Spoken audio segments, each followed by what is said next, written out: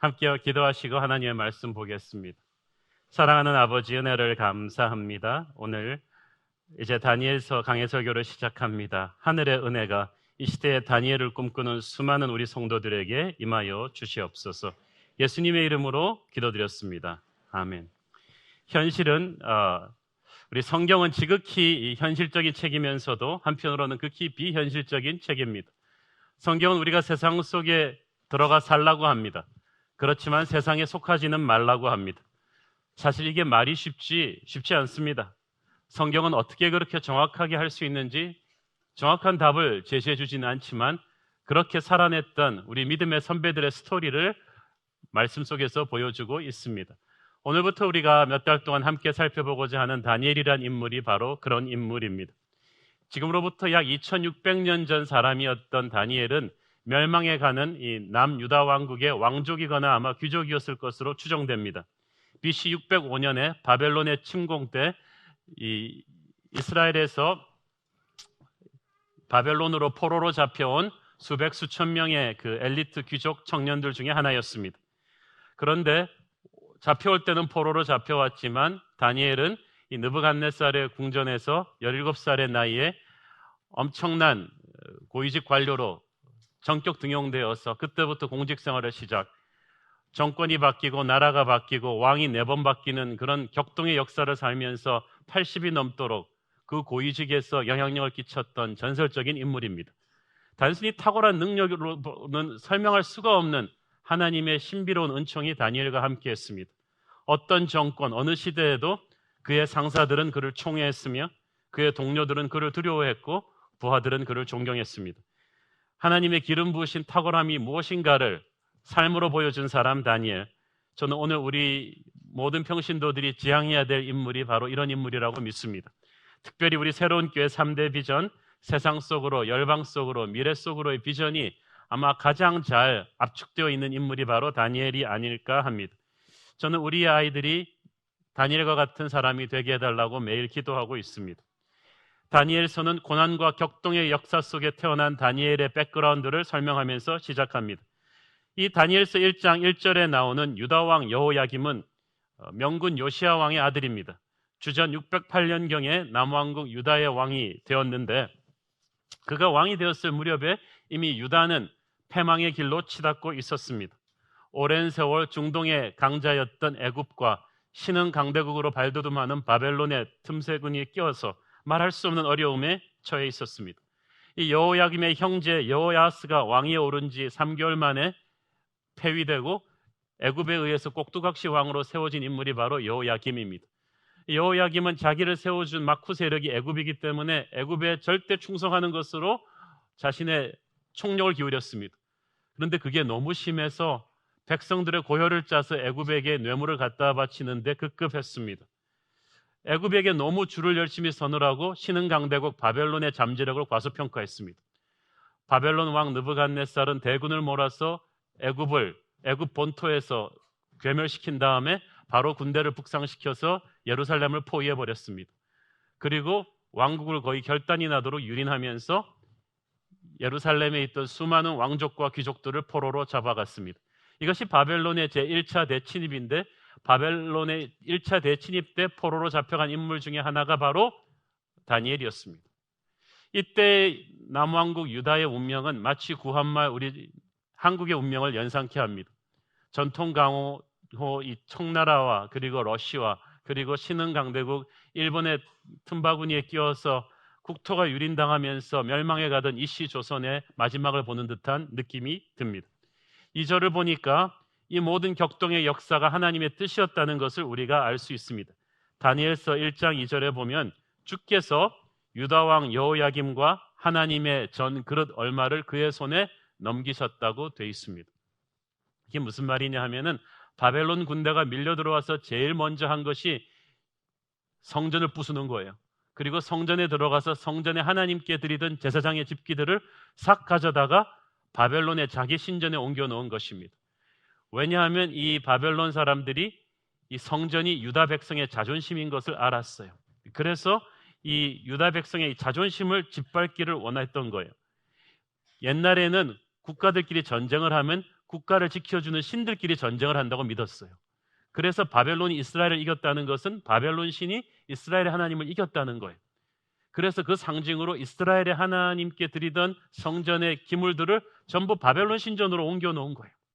우리의 신이 이스라엘의 신 여호와를 이겼다. 그런데 하나님께서는 그런 수치를 감내하시면서까지 유다가 바벨론에게 짓밟히도록 허락하셨습니다. 허락하셨다는 게 중요합니다.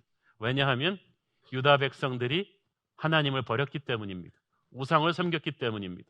우상을 섬기면서도 성전만 있으면 될 거라고 생각했는데 하나님은 이미 마음이 자기를 떠난 이스라엘 백성들을 징계하신 것입니다. 다니엘이 이런 고통의 역사 가운데 태어났습니다. 15살의 나이에 그는 포로가 되어서 부모 형제로부터 떨어져서 이역만리 타국으로 포로로 끌려갑니다. 그리고 다시는 고향 땅을 밟지 못합니다. 많은 사람들이 자신의 인생이 불행한 이유는 환경 때문이라고 합니다.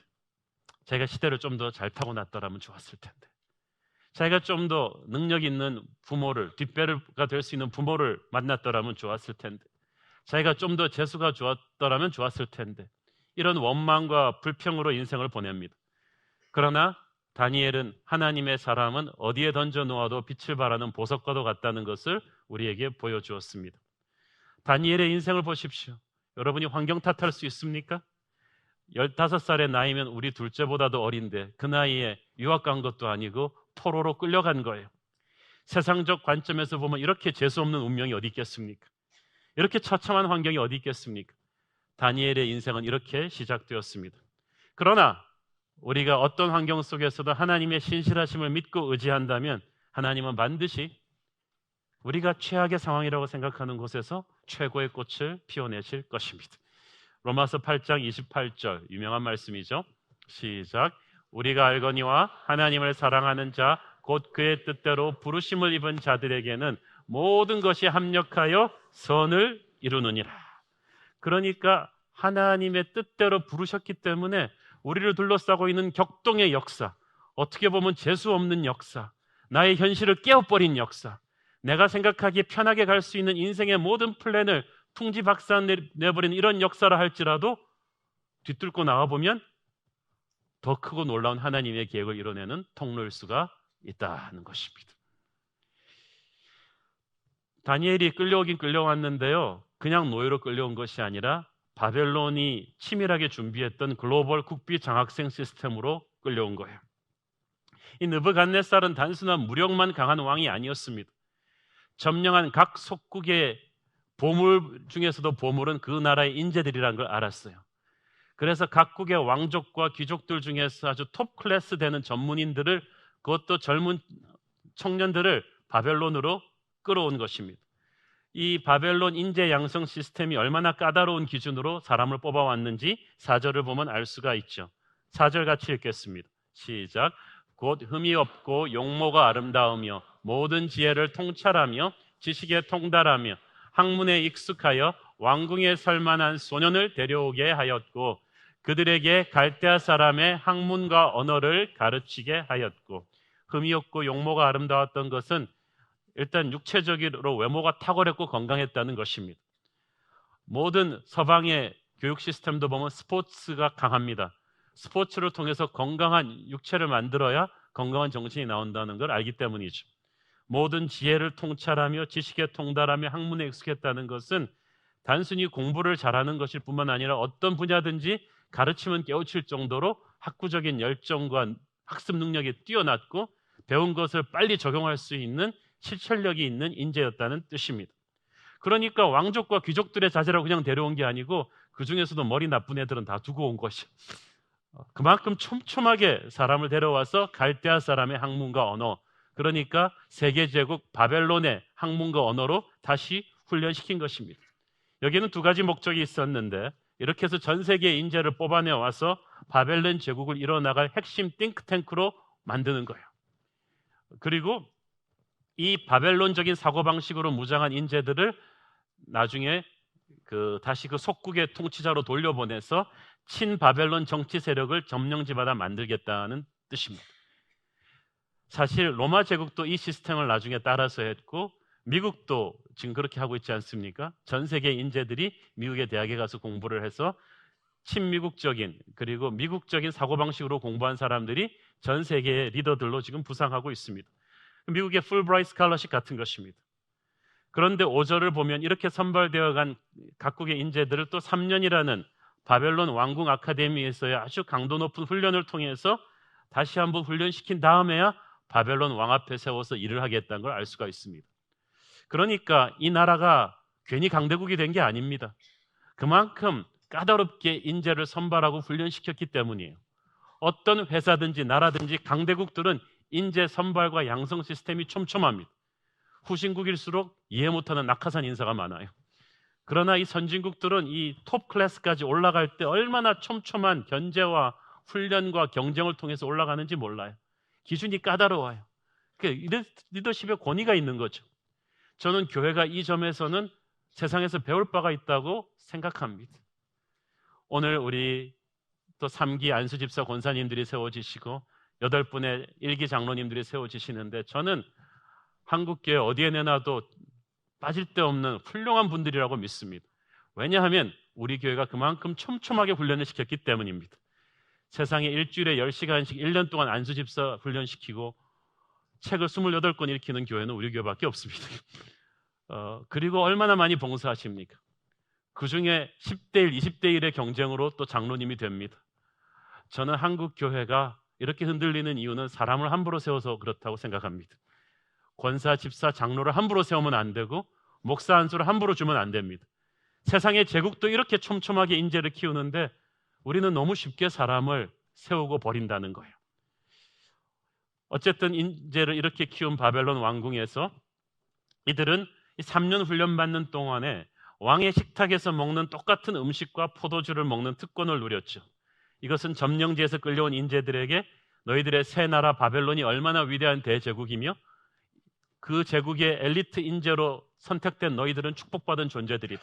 이제 새로운 왕에 충성해라. 옛 조국 따위는 잊어버려라. 이런 메시지였어요. 이 제국의 심장부로 끌려 들어간 우리들의 주인공 다니엘과 세 친구들이 6절에 드디어 등장합니다. 저는 이 6절 그들 가운데는 유다 자손 다니엘과 하나니와 미사엘과 아사랴가 있었다. 이 말이 중요하다고 생각해요. 왜냐하면 눈에 보이는 이스라엘의 왕조는 이제 망해버리고 있었어요. 여호야김 같은 이상한 왕들이 망해버리고 있었어요. 그래서 눈에 보이는 세상의 역사는 이제 절망이에요. 그러나 하나님의 역사는 이제 다니엘로 다시 시작하는 것입니다. 세상은 몰랐지만 하나님의 역사는 거기서부터 다시 시작하는 거예요. 제사장이 있지만 하나님의 역사는 빈들의 세례 요한으로부터 시작합니다. 하나님의 기름 부으심, 하나님의 역사하심은 변하지 않아요. 우리가 모르는 곳에서 다시 하나님이 완전히 새로운 판을 갈아엎고 시작하시는 것입니다. 기존에 패역했던 이름만 걸었고 있었던 이스라엘의 지도층이 아니라 15살짜리 티네이저들을 데리고 하나님이 다시 시작하십니다. 다니엘입니다. 하나님은 나의 재판장이라는 뜻입니다. 그러니까 이 남은 자들의 역사가 바로 성경의 역사예요. 이 남은 자 다니엘을 통해서 새롭게 쓰여지는 역사. 바벨론의 힘으로 유다를 무너뜨렸지만 이 유다의 하나님은 다니엘을 통해서 역사하셔서 나중에 바벨론의 최고 권력자인 느부갓네살이 이 다니엘을 통해서 하나님의 권위 앞에 무릎 꿇게 되죠. 하나님께 영광 돌리게 돼요. 그러니까 우리는 이 눈에 보이지 않는 하나님의 놀라운 섭리를, 이 놀라운 역사를 바라볼 수 있어야 하는 것입니다. 포로로 끌려간 다니엘에게 창시계명을 강요당합니다. 이름을 다 바꿔줘요. 우리나라 일제시대 때 창시계명 시킨 것처럼 바벨론식 이름을 주는 거예요. 이 이름이 굉장한 뜻을 갖고 있거든요.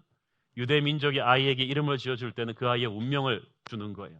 그 아이를 향한 부모의 기도를 주는 거예요. 다니엘이라는 이름의 뜻도 평생 하나님이 이 아이를 판단해 주옵소서라는 뜻으로 줬어요. 그 친구 하나냐의 이름은 하나님은 이 아이에게 평생 은혜를 베푸소서. 미사엘은 하나님과 같은 분은 누구인가? 전부 다 엘자가 들어가 있잖아요. 아사랴는 하나님은 나의 도움이시다. 이런 하나님의 이름을 가진 사람들인데 갑자기 바벨론식 이름을 갖다 붙여준 거예요.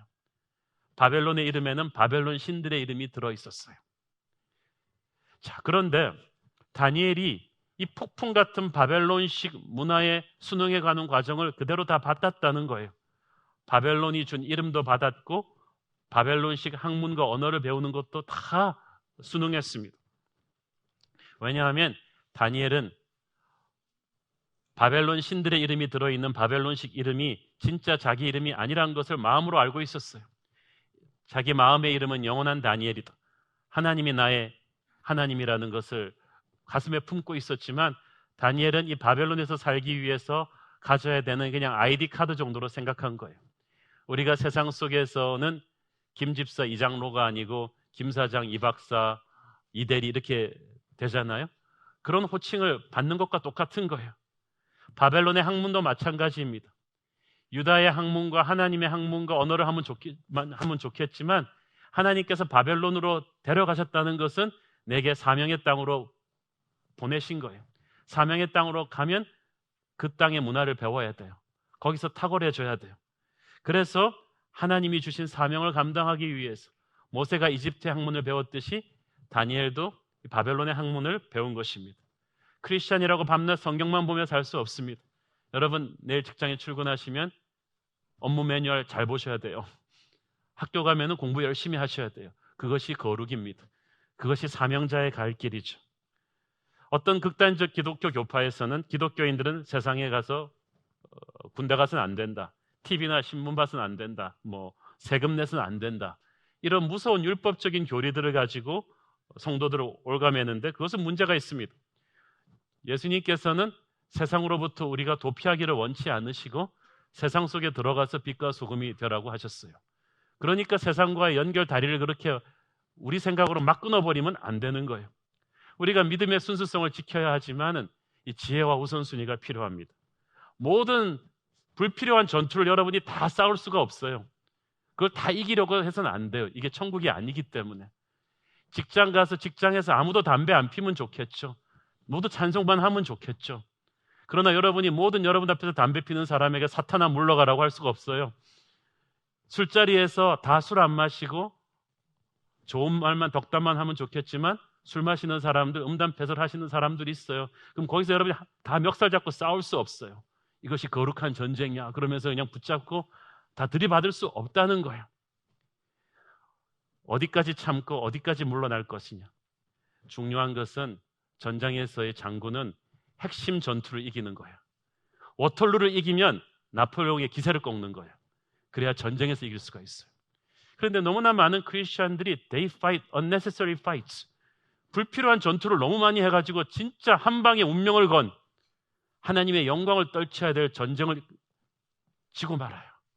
다니엘을 보면은 안 싸워야 될 때를 안 싸워요.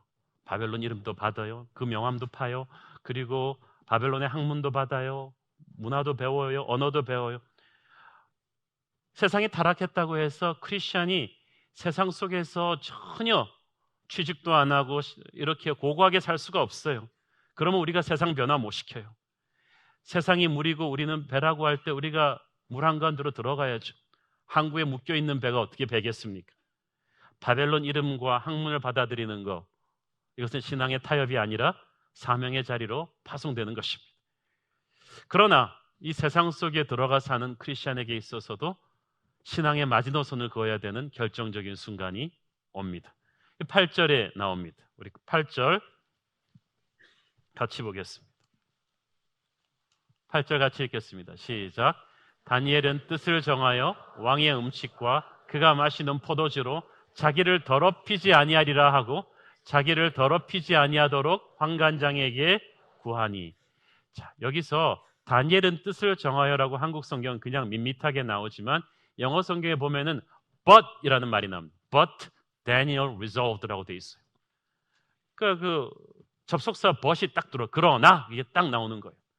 잘 흘러오던 문맥을 딱 끊어버리면서 뭔가 새로운 터닝 포인트가 있다는 것을 우리에게 보여주죠. 다니엘이 그 무슨 뜻이냐면 이때까지는 다니엘이 그냥 운명의 빅텀처럼 피해자처럼 세상의 모진 비바람대로 쫙 끌려온 거예요.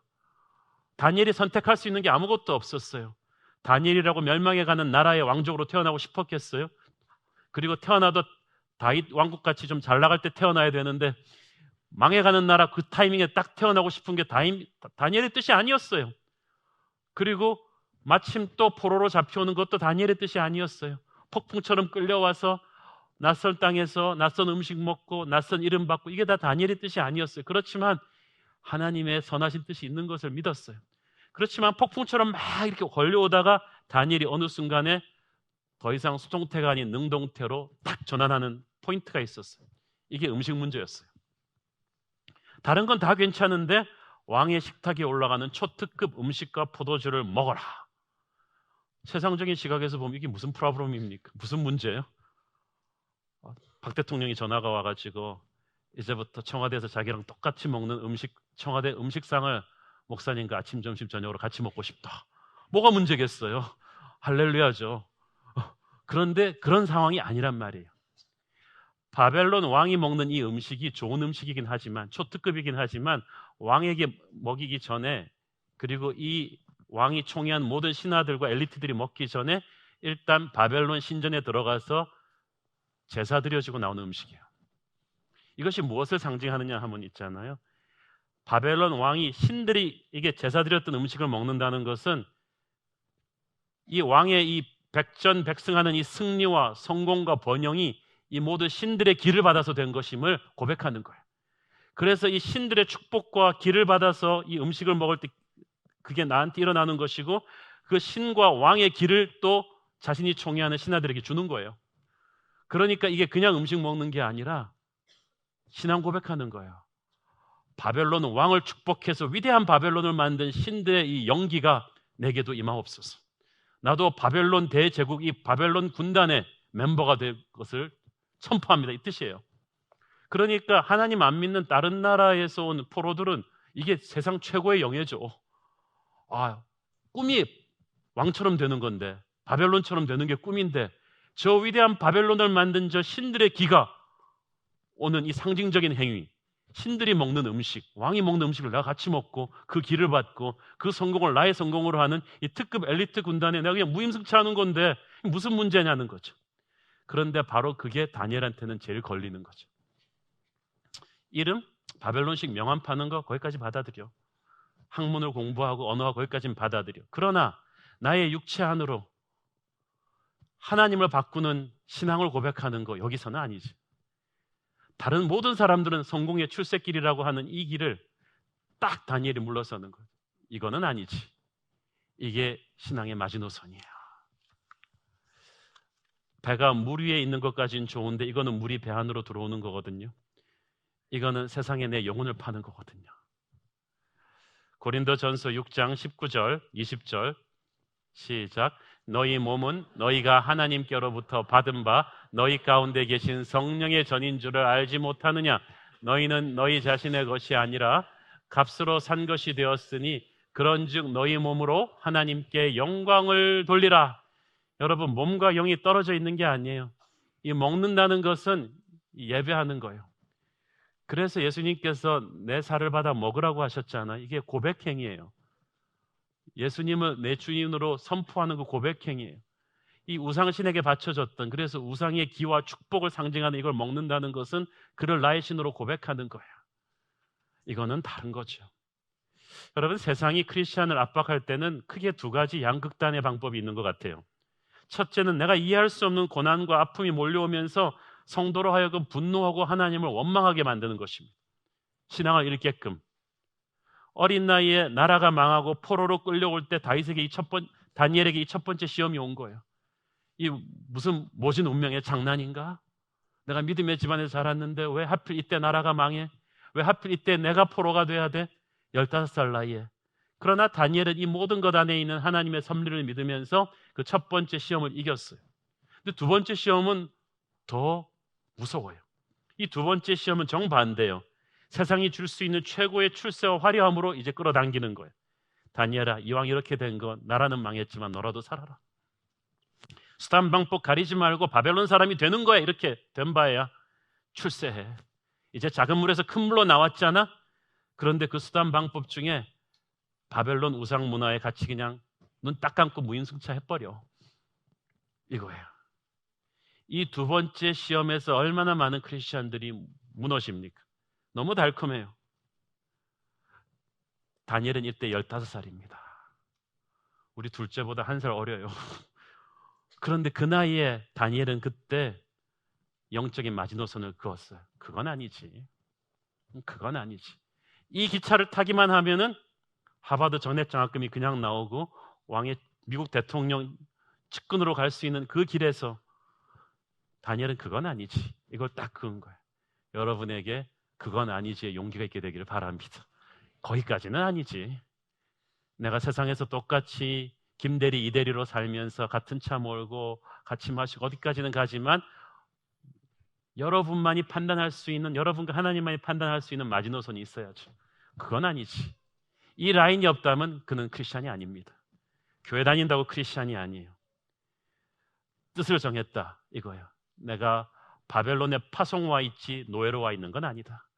내가 몸이 붙잡혀 있지 영혼을 팔 수는 없다. 이건 하나님의 사람이 갈 길이 아니다 라고 딱 결단한 거예요. 우리의 아이들이, 여러분이 이 결단이 있기를 바랍니다. 이 결단이 다니엘을 수많은 노예 소년들 중에서 저 위대한 재상 다니엘로 만든 거예요. 정권이 3번, 4번 바뀌는 동안에 70년이 넘도록 최고의 고위공직자로서 예수 안 믿는 사람들이 존경하던 인물 다니엘은 이 결단에서부터 시작하는 거예요. 뜻을 정한 인생이에요. 이 뜻을 정한 자를 하나님이 도와주십니다. 뜻은 정했는데 이걸 이제 실천하는 게 중요하거든요. 사실 포로로 끌려와 있는 주제에 이 절대 권력자인 이 느부갓네살 왕의 명령을 거절한다는 것은 있을 수 없는 일이거든요. 자기 목숨만 걸린 게 아니라 유다 포로 전체가 죽을 수도 있어요. 왕이 화가 나면. 이때 지혜가 필요합니다. 여러분, 뜻을 정한 인생에서 중요한 스토리가 뭐냐 하면 뜻이 있는 곳에 길이 있다는 거예요. 이게 세상 명언이 아니라 성경에 나와 있어요. 어디에 나와 있겠어요? 예수께서 말씀하시기를 내가 곧 길이요 진리요 생명이니 나를 믿는 자는 죽어도 살겠고 살아서 나를 믿는 자는 영원히 죽지 아니하리라. 이 말씀이 다니엘서에 적용된다는 걸 아세요? I am the way. 여러분, 하나님의 사람이 말씀대로 이렇게 살 수는 없어요. 정직하게 살면 손해봐요. 안 돼요. 세상 사람들은 다 거짓말하고 사기쳐요. 그러나 하나님께서는 하나님을 위한 뜻을 정한 사람에게 길을 열어줄 거라고 말씀하십니다. 왜 하나님의 길이 안 보이느냐? 하나님을 향한 뜻을 안 정하니까 그렇죠. 내 눈에 안 보인다고 길이 없는 게 아니에요. 바둑 1급이 보면 길이 안 보이지만 9단이 보면 길투성이에요. 하나님은 우리를 죽이려고 하시는 분이 아닙니다. 여러분이 말씀대로 살려고 할 때 복잡하고 캄캄해서 그냥 앞에 길이 안 보이는 것 같죠? 영의 눈을 뜨면 반드시 길이 있습니다. 신앙과 인격과 인물과 모든 걸 갖춘 많은 자매들이 믿는 청년이 없다. 길이 안 보인다. 안 보이지 않아요. 하나님이 반드시 여러분이 뜻을 정하면 길을 열어주시는 분이에요. 보통 사람은 상황에 반응하면서 뜻을 정해가요. 그러나 하나님의 사람은 뜻을 정하면 하나님의 상황을 열어줍니다. 이게 믿음인 거예요. 하나님이 열어주신 길의 시작이 바로 바벨론 왕궁 살림을 총괄하고 있던 환관장이었습니다. 8절에 보니까 다니엘이 환관장에게 구했다고 되어 있습니다. 좀 더 정확히 번역하면 간절히 아주 온유하게 구했다는 뜻입니다. 다니엘은 용감했지만 무모하지는 않았어요.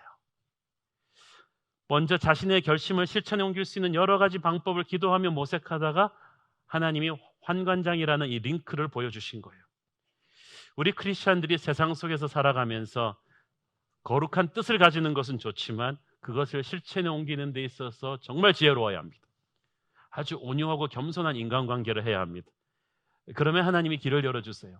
그런데 많은 크리스찬들이 세상에서 핍박당하는 것은요, 진리를 실천하지 않아서가 아니라 진리를 무모하게 실천해서 그래요.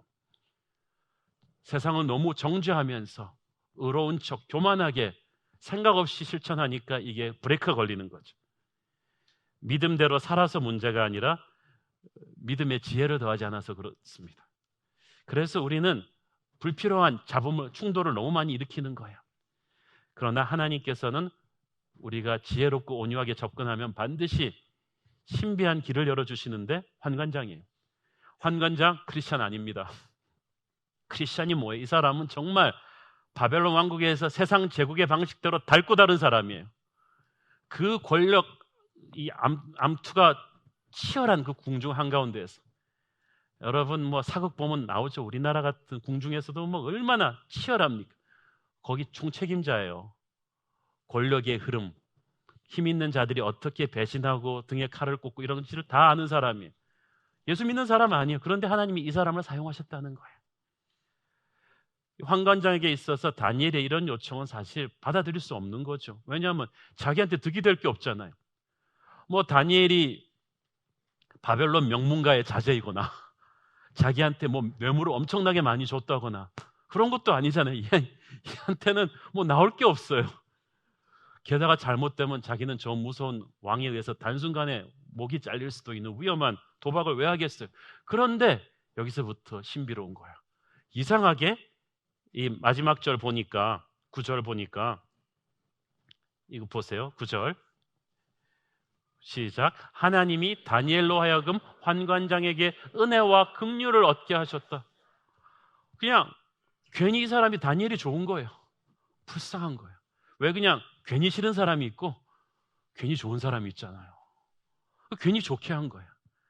하나님이 여러분 세상 동료나 상사로부터 괜히 좋은 마음을 받게 하기를 바랍니다.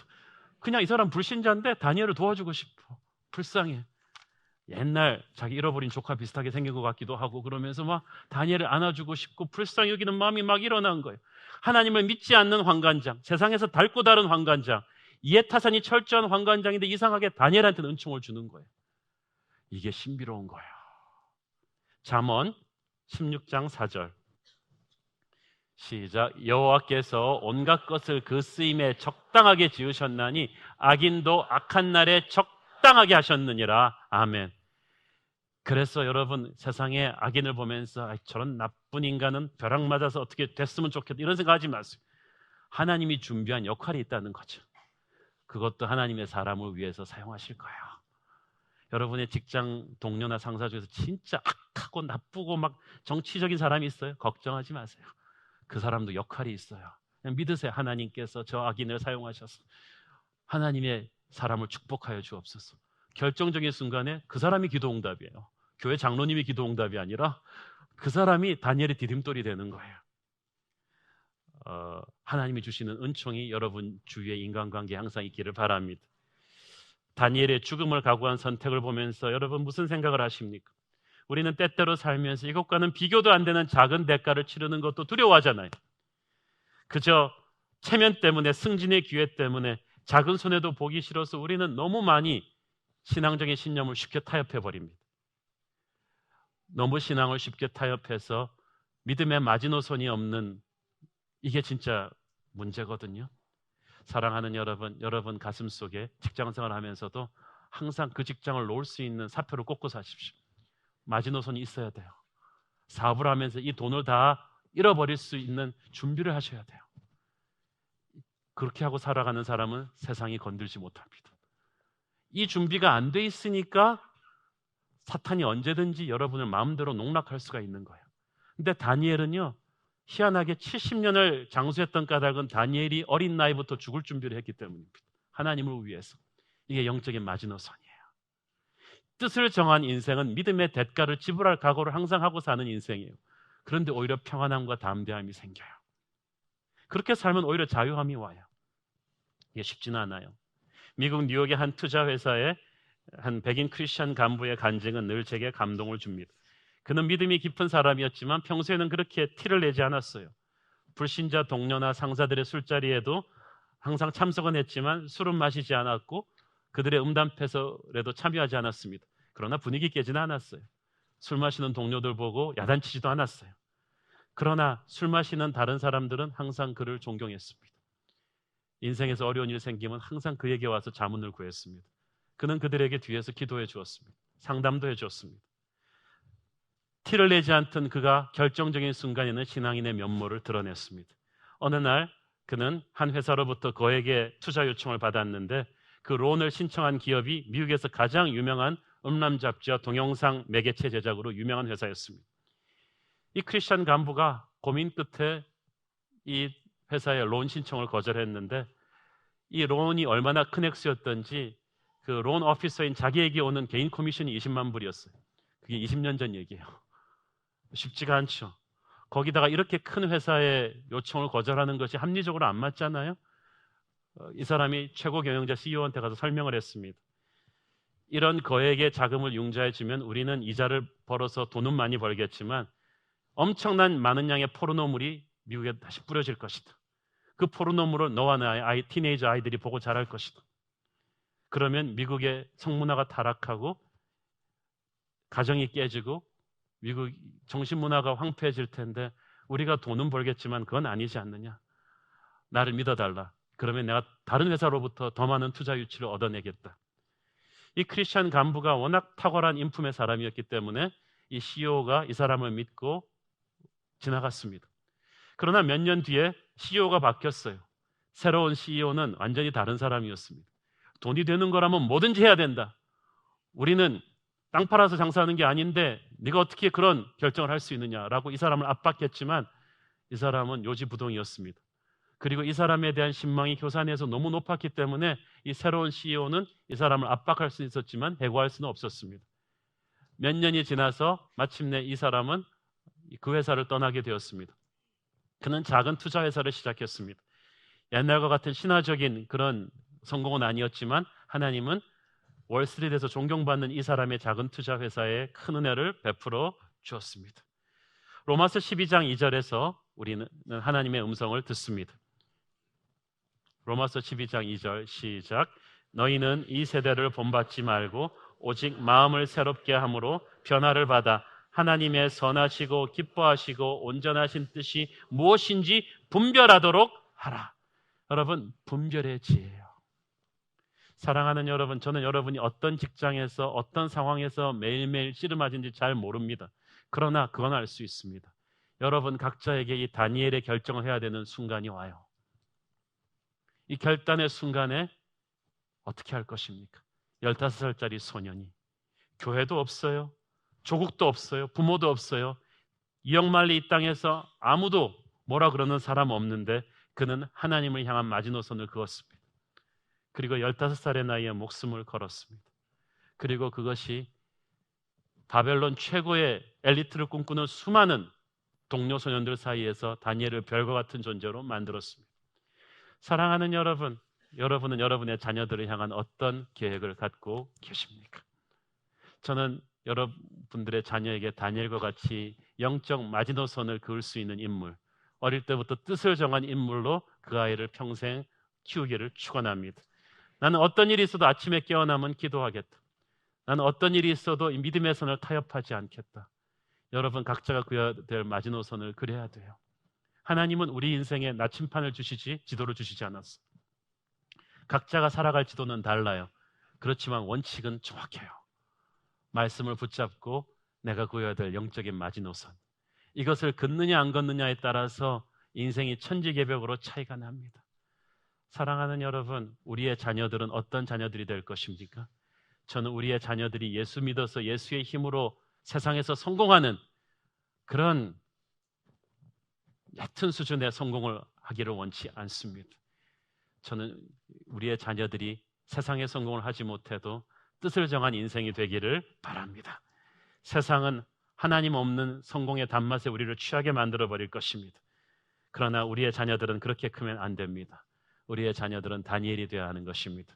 저는 우리 다니엘서를 설교하는 이 기간 동안에 저와 여러분의 자녀관이 바뀌기를 바라고 기도가 바뀌기를 축원합니다. 기도하겠습니다. 사랑하는 아버지, 은혜를 감사합니다. 우리는 환경을 탓하지만 모진 운명의 희생양이 되어 포로로 끌려간 어린 소년 다니엘이 그 험악한 세상의 한가운데에서도 하나님을 향한 거룩한 뜻을 정했던 것을 우리가 기억합니다. 그 뜻에 목숨을 거는 모험을 했지만 그는 변하지 않았습니다.